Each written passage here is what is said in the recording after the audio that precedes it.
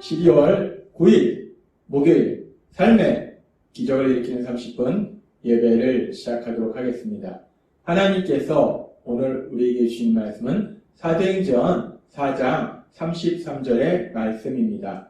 이 말씀 제가 봉독하도록 하겠습니다.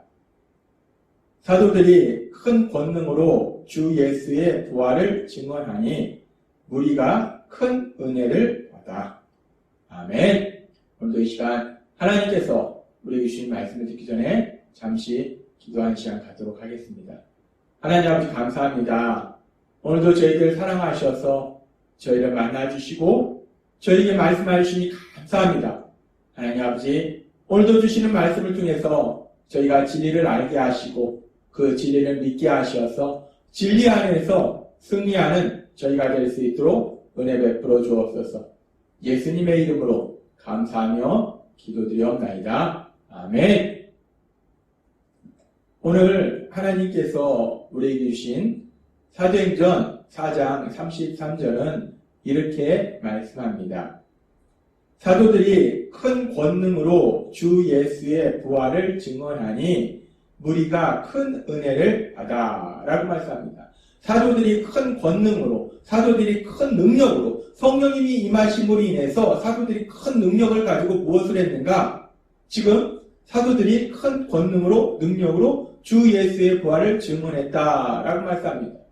오늘 사도행전 4장 43절의 말씀은 사도들이 무슨 일을 했는가? 사도들이 하는 일들 중에서 가장 중요한 일이 무엇인가를 우리에게 다시 한번 생각하도록 합니다. 사도행전에 보면은 이제 예수님의 12제자 중에 하나였던 가룟 유다. 그 가룟 유다가 예수님을 은삼십에 팔고 스스로 목매어 죽었을 때 그 가룟 유다를 대신할 사도를 뽑을 때, 예수님의 제자를 뽑을 때 사도행전 1장 22절은 이렇게 말씀합니다. 항상 우리와 함께 다니던 사람 중에 하나를 세워 우리와 더불어 예수께서 부활하심을 증언할 사람이 되게 하여야 하리라 하거늘 이라고 말씀합니다. 이제 가룟 유다를 대신할 사람, 그래서 예수님의 그 12제자의 무리, 예수님의 12사도의 무리에 들어올 사람을 이제 뽑는데 그 과정 속에서 어떤 일을 할 사람을 뽑는가? 우리와 함께, 사도들과 함께, 예수님의 그 제자들과 함께 예수님의 부활하심, 그 예수님의 부활하심을 증언할 사람을 뽑자라고 말하더라는 겁니다. 우리가 이 말씀을 통해서도 다시 한번 알 수 있는 것은 사도들이 하는 일 중에서 가장 중요한 것이 무엇인가? 사도들이 하는 일 중에서 가장 중요한 것은 예수님의 부활하심에 대해서 증언하는 것. 예수님께서 죽음에서 부활하셨음을 선포하는 것. 그것이 가장 중요한 것이구나 라는 걸 알 수 있습니다. 그래서 이제 사도행전 2장에 보면은 오순절날 성령님이 임하시고 그래서 이제 예수님의 제자들에게 성령님이 임하시고 성령 충만해지고 놀라운 역사들이 일어남으로 인해서 사람들이 놀랍니다. 그리고 사람들이 모여요. 그때 베드로 사도가 사람들을 향해서 이렇게 말하는 것을 우리는 볼 수 있습니다. 사도행전 2장 32절 말씀. 이 예수를 하나님이 살리신지라 우리가 다 이 일의 증인이로다 라고 베드로 사도가 선포합니다. 베드로 사도는 사도행전 2장에서 너희가 예수님을 십자가에 못 박도록 만들었다. 그런데 하나님께서 이 예수님을 다시 살리셨다라고 선포하더라는 거예요. 예수님께서 죽음에서 살아나셨다. 예수님께서 부활하셨다라는 것을 베드로 사도는 선포합니다. 그리고 이렇게 사도행전 2장뿐만 아니라 우리가 알다시피 사도행전 3장에서도 이제 베드로 사도가 걷지 못하던 사람, 나면서부터 걷지 못하던 사람을 예수님의 이름으로 선포함으로 인해서 강력하게 명령함으로 인해서 깨끗하게 치유하는 그런 놀라운 역사, 그 역사를 체험한 이후에 이 일로 인해서 많은 사람들이 놀라서 솔로몬 행각에 모였을 때 베드로 사도는 그렇게 솔로몬 행각에 모인 사람들을 향해서 다시 한번 이렇게 말씀을 전합니다.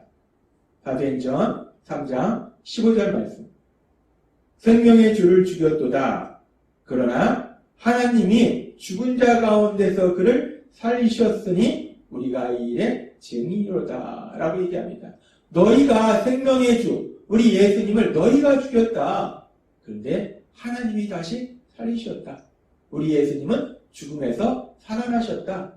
우리 예수님은 부활하셨다. 우리는 예수님이 부활하신 것에 대해 증인이다. 라고 베드로 사도가 다시 한번 선포하더라는 겁니다.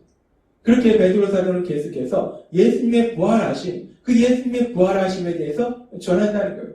그러면서 그렇게 예수님의 부활하심에 대해서 전하는 그 베드로 사도, 그렇게 사도들이 예수님의 부활하심에 대해서 전하는 거에 대해서 오늘 우리에게 주신 사도행전 4장 33절도 이렇게 말씀합니다. 사도들이 큰 권능으로 주 예수의 부활을 증언하니 라고 말씀합니다. 베드로 사도뿐만 아니라 예수님의 그 12제자, 가룟 유다를 뺀 11제자, 그 모두가 이렇게 예수님의 부활하심에 대해서 사람들한테 전했다는 겁니다. 그렇습니다. 사도들은 계속해서 예수님께서 십자가에서 죽임당하셨지만 그 예수님은 다시 살아나셨다. 예수님은 부활하셨다. 그 예수님의 부활하심에 대해서 전하기라는 거예요. 그런데 그렇게 사도들이 큰 권능으로 예수님에 대해 부활하심에 대해서 전하는 부분에 대해서 이미 하나님 예수님께서 십자가에서 죽임을 당하시고 부활하신 이후에 다시 하늘로 올라가시기 전에 제자들에게 주신 말씀이 있어요. 사도행전 1장 8절은 이렇게 말씀합니다. 오직 성령이 너희에게 임하시면 너희가 권능을 받고 예루살렘과 온 유대와 사마리아와 땅끝까지 이르러 내 증인이 되리라 하시니라 라고 말씀하셨어요. 예수님께서 말씀하신 것처럼 성령님이 임하시면 이제 능력을 받아서 예수님의 증인이 되라고 말씀하셨는데 이제 오순절날 드디어 성령님이 임하시니까 이제 예수님을 믿는 사람들이, 특별히 예수님의 제자들이 그 예수님의 증인이 돼서 예수님에 대해서 전하더라는 겁니다. 예수님의 증인이 된다는 것은 예수님에 대해서 전하는 거예요. 예수님에 대해서 전하는 것은 복음을 전하는 겁니다. 그리고 그 복음이 무엇인가, 그 복음의 내용에 대해서는 하나님께서 바울 사도를 통해서 고린도전서 15장 3절과 4절에서 이렇게 말씀합니다. 내가 받은 것을 먼저 너희에게 전하였느니 이는 성경대로 그리스도께서 우리 죄를 위하여 죽으시고 장사 지낸 바 되었다가 성경대로 사흘 만에 다시 살아나사라고 말씀합니다. 예수님의 제자들이 예수님의 증인으로서 복음을 전하는데 그 복음의 내용이 무엇이냐? 그 복음의 내용은 예수님께서 죄를 지은 우리를 대신하여 십자가에 돌아가셨고 그렇게 십자가에서 죽임당하신 그 예수님이 3일 만에 부활하셨다는 이 사실을 전하는 것이 복음이라는 것. 결국 복음이라는 것은 예수님의 형벌 대속의 십자가 죽으심 그리고 예수님의 부활하심에 대해서 전하는 것이 복음이라는 겁니다. 그렇게 예수님의 제자들은 복음을 전했는데 특별히 예수님의 십자가 죽으심과 더불어서 예수님의 부활하심, 우리가 지금도 앞에서 살펴본 말씀들처럼 계속해서 그 예수님이 하나님이 다시 살으셨다, 예수님이 부활하셨음을 계속해서 증언한다는 거예요. 계속해서 선포한다는 겁니다. 그러면서 우리가 이 부분에서 한 가지 궁금한 것은 왜 그렇게 제자들은 예수님의 부활하심을 강력하게 선포했을까? 예수님의 부활하심이 왜 그렇게 중요한 것일까? 이 부분을 하나님이 오늘 우리에게 다시 한번 생각하게 하시고 말씀해 주십니다. 예수님께서 죽음에서 부활하신 것이 왜 그렇게 중요할까? 우리는 예수님의 죽음에서 부활하신 전에 예수님의 십자가 죽으심에 대해서 너무나 잘 알고 있어요.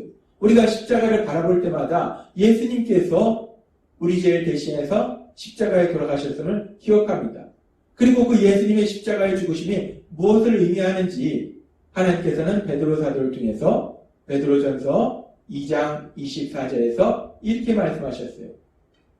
친히 나무에 달려 그 몸으로 우리 죄를 담당하셨으니 이는 우리로 죄에 대하여 죽고 의에 대하여 살게 하려 하시리라 라고 말씀하셨습니다. 예수님께서 십자가에서 죽임당하신 것은 죄를 지은 우리를 대신해서 십자가에서 죽임을 당하신 것이다. 그래서 우리가 그 예수님을 믿으면 이제 우리는 죄에서 사함받는다, 구원받는다 라고 하나님이 말씀하셨어요.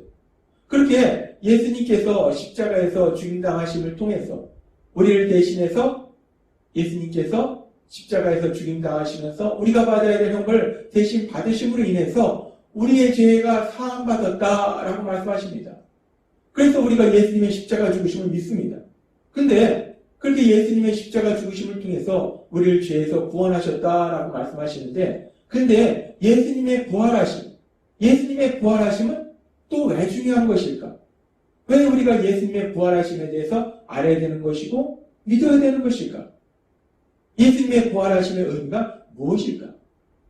이 예수님의 부활하심이 너무나 중요하다는 것을 하나님께서는 바울 사도를 통해서 고린도전서 15장 17절에서 이렇게 말씀하십니다.